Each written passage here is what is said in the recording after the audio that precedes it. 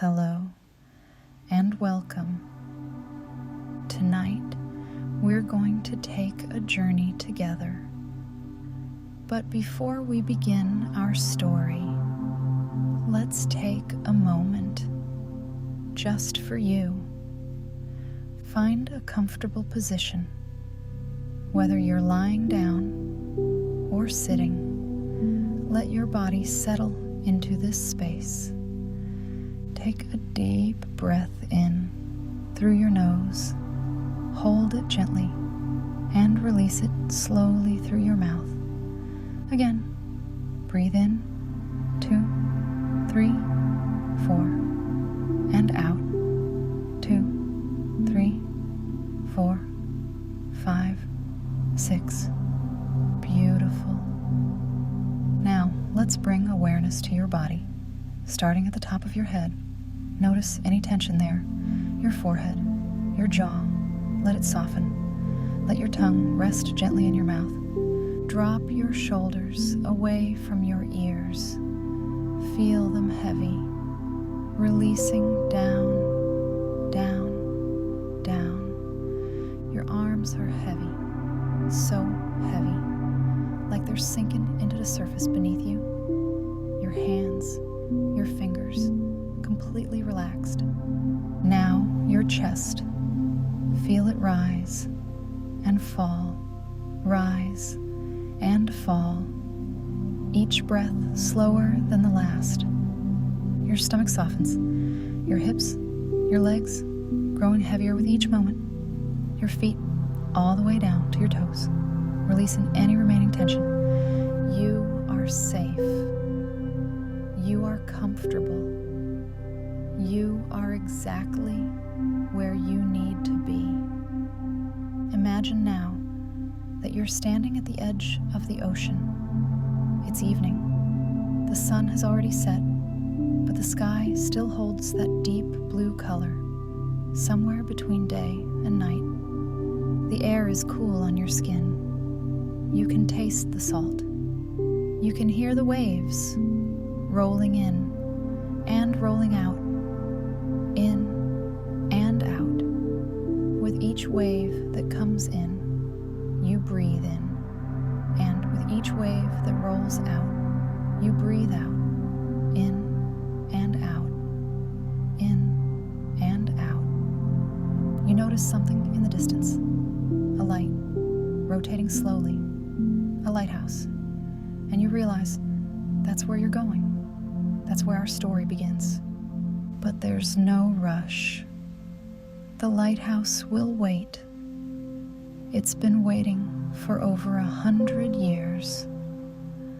Let's take 3 more deep breaths together. In and out. In and out. In and out. And now, let's begin. The lighthouse keeper's last night.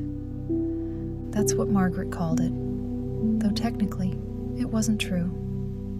The lighthouse didn't need a keeper anymore. It hadn't needed one for 15 years. Everything was automated now. Sensors and computers and satellites in space. They did the work that Margaret's grandfather had done, that her father had done, and that she had done for the last 37 years. But tonight was different. Tonight, the lighthouse was being decommissioned entirely, shut down. The town council had decided that modern ships didn't need it. They had GPS, they had sonar, they had screens that glowed blue in the dark, showing every rock, every reef, every danger. So, this was Margaret's last night, her last evening in the lighthouse, and she wanted to spend it the old way, the way her grandfather had taught her. One more time. She arrived just as the sun was beginning to set. The sky was doing that thing it does when it can't quite decide between gold and pink and orange. The clouds were streaked with color, like someone had dragged a paintbrush across them, slowly, without hurry. Margaret parked her truck in the gravel lot, the same spot she'd parked in for nearly 4 decades. There was a worn groove in the gravel from her tires, a small detail, but she noticed it now. She got out slowly. The air was cool. November air, the kind that smells like salt and dried seaweed and something else, something like memory. The lighthouse stood before her, white stone, red roof, 107 feet tall. She knew every inch of it, every crack in the paint, every loose board in the stairway, every window that stuck when you tried to open it. She walked to the door. The key was heavy in her hand, brass, old. It had been her grandfather's key. The number 3 was stamped on it. She slid it into the lock, and the door opened with a familiar creak. Inside, it smelled like stone and oil and time. That's the only way to describe it. Time has a smell when you're in an old building, like dust, but sweeter, like cold air, but softer. Margaret didn't turn on any lights. Not yet. She wanted to watch the sun set from the top.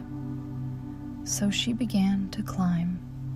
The stairs spiraled up and up, 163 steps. She'd counted them so many times as a child, running up them when her father called her for dinner, running down them when she heard the foghorn blow, walking up them slowly, carefully, when she was pregnant with her daughter, walking up them even more slowly now, at 62, with her knees that ached in the cold. But she didn't mind. Each step was a memory. Step 17. That's where she'd carved her initials when she was 9. Her father had been furious, but he never painted over them. Step 43. That's where she'd sat crying the day she found out her husband was sick. The cold stone had felt good against her back that day, solid, unchanging. Step 91. That's where her daughter had asked her years ago, "Mom, do you ever get lonely out here?" And Margaret had said, "No, sweetheart, the sea is never quiet. I'm never really alone." She reached the top, the lantern room. The light itself was dark tonight, as it had been for years, but the windows surrounded her on all sides, 360 degrees of ocean and sky. Margaret walked to the western window, and she stood, and she watched. The sun was halfway down now. The ocean was turning from blue to gold to something darker. The waves rolled in, one after another.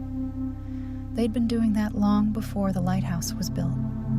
They'd keep doing it long after it was gone. She thought about her grandfather, Thomas.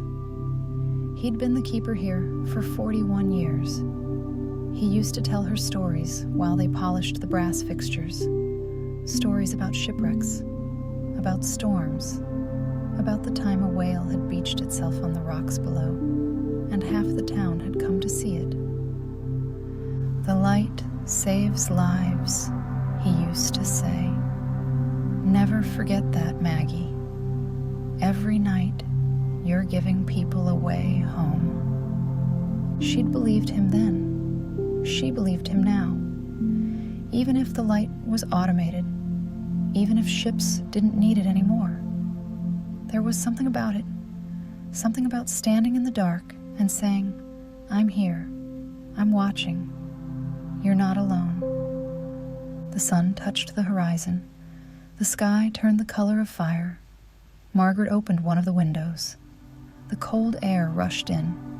She could hear the waves more clearly now, crashing against the rocks below. A rhythm, ancient and steady. She closed her eyes for a moment, and she listened. The waves, the wind, the cry of a gull somewhere in the distance. When she opened her eyes, the sun was almost gone. Just a sliver of light remained. The sky was purple now, deepening. Stars were beginning to appear, faint at first, then brighter. Margaret turned away from the window. It was time to light the lamp. One last time. She walked to the center of the room. The lamp was still there, the old lamp, the one her grandfather had used before they automated everything. It had been disconnected for years, but Margaret had prepared for this. She'd brought oil. She'd brought matches. She'd brought everything she needed. Carefully, she poured the oil into the reservoir. The smell filled the room, sharp, familiar, like the past made liquid. She adjusted the wick, trimmed it, made sure it was perfect. Then she struck a match. The sound was loud in the quiet room, a sharp crack, and then light, a small flame, dancing at the end of the match. She touched it to the wick, and the lamp came alive. At first the flame was small, but slowly it grew.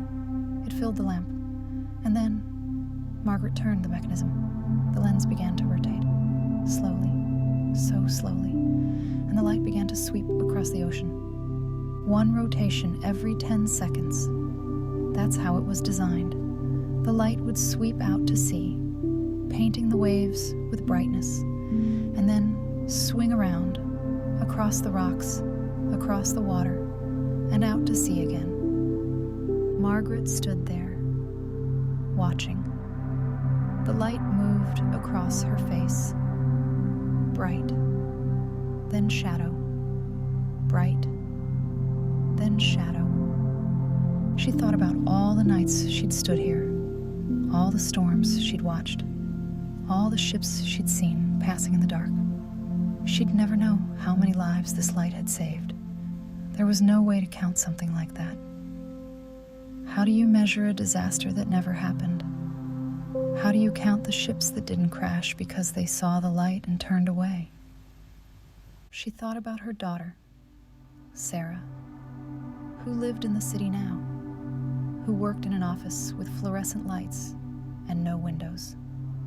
Sarah had asked her once, "Mom, don't you ever want to leave? Don't you ever want to do something else?" And Margaret had said, "This is what I do, sweetheart. This is who I am." But now, it was ending, not because she wanted it to, but because the world had moved on, because technology had made her obsolete, because progress, they said, meant leaving some things behind. The light continued to turn, bright, shadow, bright, shadow. Margaret sat down on the floor. The stone was cold beneath her. She pulled her jacket tighter around her shoulders, and she watched the light. She watched it paint the ocean. She watched it sweep across the darkness. Hours passed. She didn't check her watch. She didn't need to. The light kept time for her. At some point, she noticed fog rolling in. It moved slowly across the water, thick, gray, beautiful in its own way. The light cut through it, a beam, a path, a promise that said, "There's land here, there's safety here, you're almost home." Margaret smiled. Her grandfather had once told her something. She'd been young, maybe 10. They'd been sitting right here, right in this spot, and he'd said, "Maggie, do you know why we keep the light burning? Even when there are no ships out there, even when the sea is empty, she'd shaken her head. Because, he'd said, you never know when someone needs it. You never know when one person, one ship, one life is out there in the dark, looking for home. And if you're not here, if the light isn't burning, they might not make it. So we stay. We keep the light burning. Always. Margaret wiped her eyes. She hadn't realized she was crying. The fog was thicker now. The light seemed brighter because of it. More necessary. More important. She stood up slowly. Her knees protested, but she walked to the window. She looked out at the invisible ocean. She couldn't see the water anymore. Only the fog. Only the light cutting through it. And then she saw something. A light. Small. Moving. A boat. Margaret leaned forward. Yes, it was definitely a boat. A small fishing boat, by the looks of it. Moving slowly through the fog. The captain probably thought he knew these waters. Probably thought he could navigate by memory. But the lighthouse light swept across him, and Margaret saw the boat change course. Just slightly. Just enough. Away from the rocks, away from danger, toward the harbor. She watched until the boat disappeared into the fog. Safe. Heading home. Margaret took a breath. A deep breath. And she smiled. One more, she whispered. One more life. One more ship. One more person home safe. Her grandfather would have been proud. She stayed until the oil ran out, until the flame grew smaller and smaller, until finally it went dark. The lighthouse was silent. The room was dark. The fog pressed against the windows. But somewhere out there, a fishing boat was pulling into harbor. A captain was tying up his lines, maybe making a phone call to his family, saying, I'm home. I'll be there soon. And he'd never know. He'd never know about the woman in the lighthouse, about the light that saved him, about the keeper who stayed one last night. Margaret walked down the stairs. 163 steps. In the dark, she didn't need a flashlight. She knew the way. When she reached the bottom, she stood at the door for a moment, her hand on the frame. She looked back up the spiral staircase, into the darkness. Thank you, she whispered, to the lighthouse, to her grandfather, to her father, to all the keepers who had come before her, to the light itself. And then she stepped outside. The fog was lifting. The sky was beginning to lighten. Dawn was coming. A new day. Margaret locked the door. She put the key in her pocket. And she walked to her truck. As she drove away, she looked in the rearview mirror. The lighthouse stood there, white against the gray sky. Silent now, dark, but she knew the truth. The light never really goes out, not the important ones. They stay with you. They guide you, even in the dark, especially in the dark. And Margaret drove home, The road was familiar. The world was waking up. Somewhere, seagulls were calling. Somewhere, waves were rolling in. Everything was as it should be. Sleep well. You are safe.